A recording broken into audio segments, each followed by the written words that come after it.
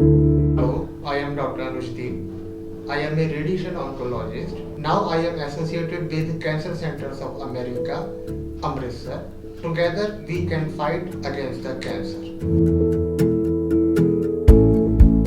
What are the stages of cancer? Cancer stage provide crucial information about the extent and progression of the disease.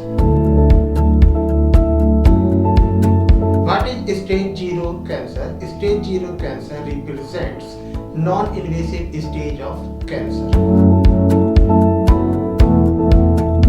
What is stage 1 cancer? Stage 1 cancer represents the early stage of the cancer that does not spread to the other part of body.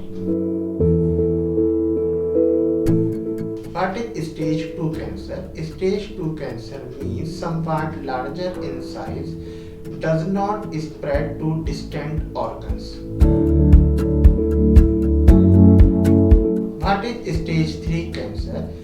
In stage 3 cancer, tumor may have grown to a specific size. Cancer may consist of multiple tumors. Cancer may spread to adjacent lymph node, organ or tissue.